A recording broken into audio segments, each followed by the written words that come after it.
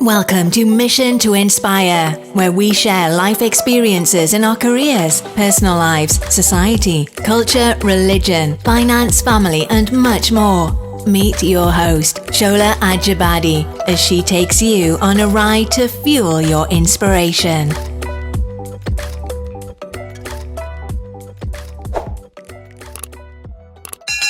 Hi everyone, welcome to Mission to Inspire. My name is Shola and I'm the host of Mission to Inspire.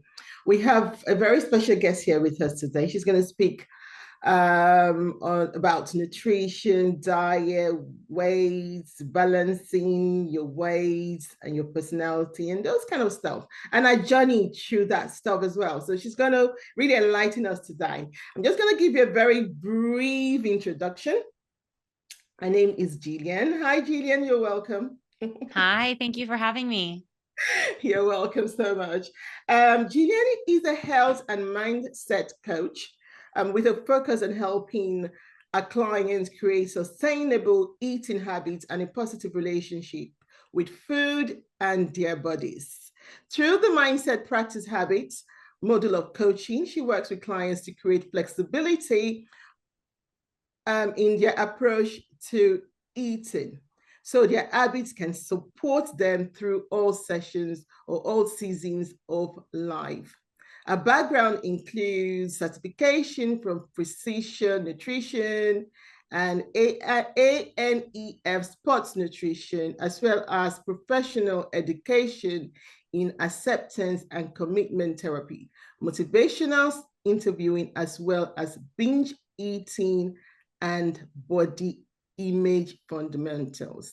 So you can learn more about our philosophy and methods on our website. So that website is going to be in the description. It's going to be on the screen as well as we speak, and it will be in the description as well if you want to just click on it and go onto our website to either connect with her or make a little bit more research about what she does. Hi, Gillian, you're welcome again onto our show. Do you want to tell us a little bit about yourself?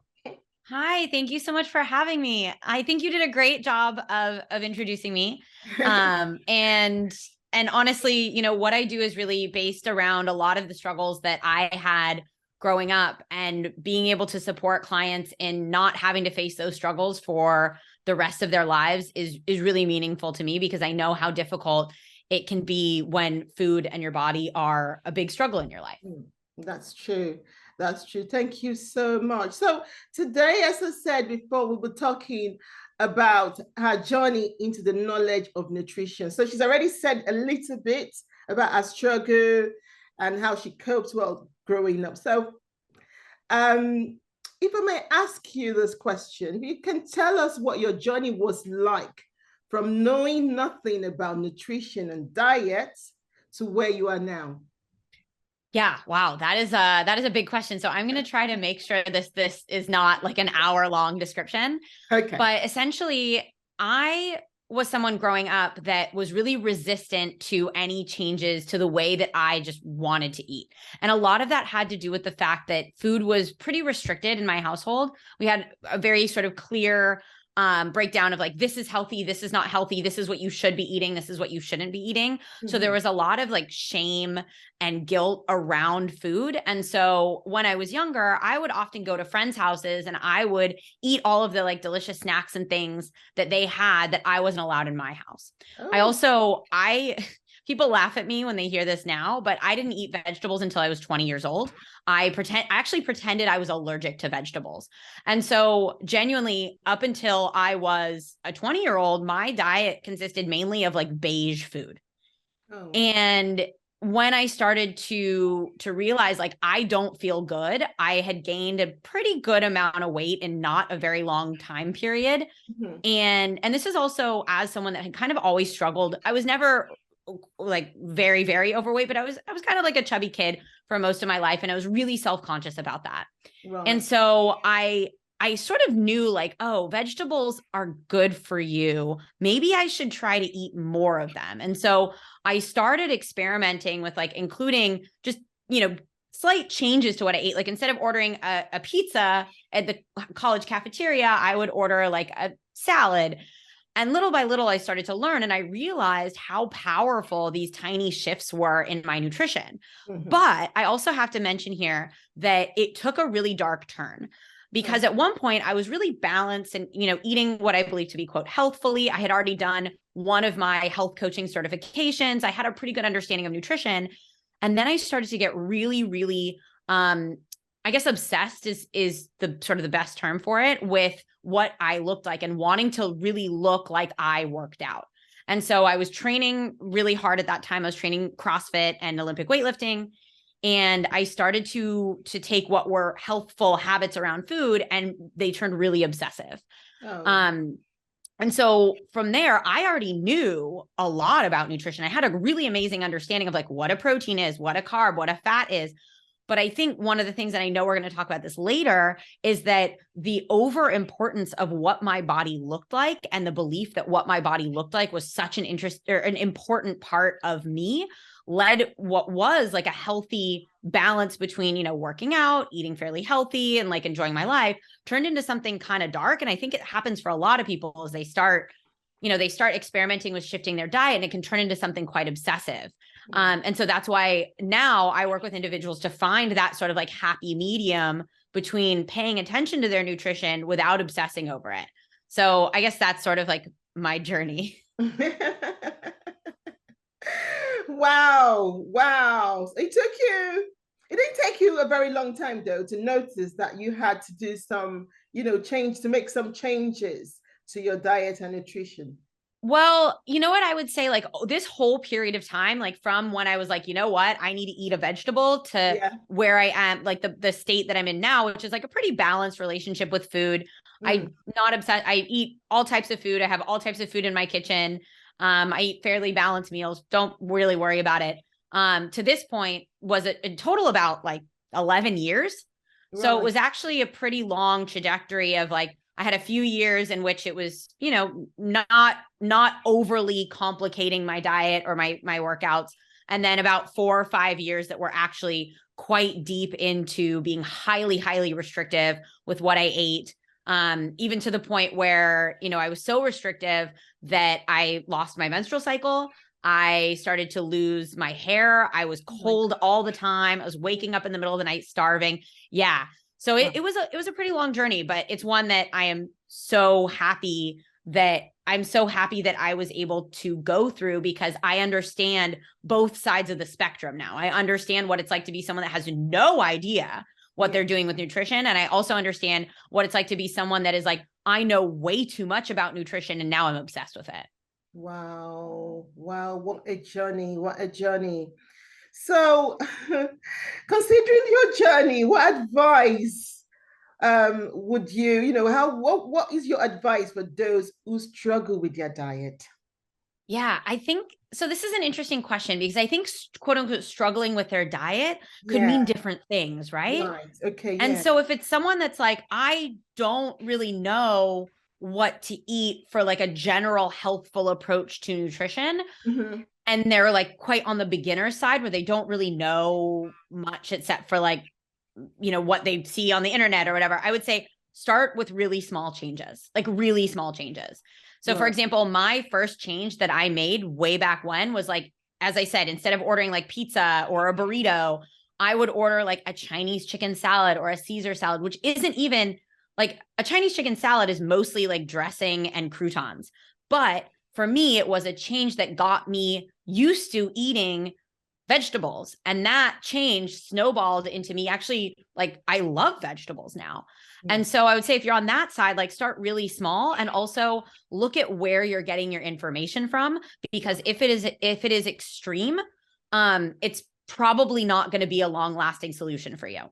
Wow. And then if you're on the other side, if you're someone that's like, oh my gosh, I feel really restrictive with my diet. I feel like I wish I could be more flexible, but I feel so guilty when I am. I would really look at like, what is important to you in your life as a whole. And this was really helpful for me. And this is work that I do with all of my clients, is what are your core values? What is important to you as a human? And then how does your nutrition fit into that, rather than trying to fit into a specific diet or a specific body size? Right. Wow, that's really very interesting. Very interesting outside. So what do you think are the primary causes of weight obsession? And how can we find the balance? Oh my gosh, I love this question. I love this question because we put so much pressure on our bodies to look a certain way. And we forget that body, quote unquote, trends or body standards are not like an inherent part of the world. They are created culturally. And so, for example, like culturally in what I was brought up in versus culturally in what you were brought up in, like the beauty standards are different. That's true. And so you are going to have different expectations for what your body should look like. And I'm going to have different expectations for what my body should look like. Right. Yeah. And our bodies, even if the two of us worked out exactly the same and ate exactly the same, our bodies would look different. And so the cause of our weight obsession is, one, we conflate a body size with health, and that is not the same thing. Like you can have extra body fat, like you can be quote unquote fat and be metabolically and physically healthy. And there are people that are going to hear this and they are going to be like, you are wrong. I am not wrong. You can like, if you want to message me, I will send you scientific evidence to back that up, that the biggest marker of health is not your body fat, is absolutely not your body fat. Right. The biggest marker of health is actually, a recent study came out that it has more to do with fitness level. And so you can be someone with extra body fat, but if you are someone that exercises and has general health behaviors, you're in a great place. And so I think we conflate weight with health, not true. And then also we tend to put a lot of pressure on our appearance as being the thing that is going to like improve or ruin our lives. And I can use a personal example here. I was at one point what you would say like objectively very, very fit looking, visible muscles, visible abs, like size extra, extra small.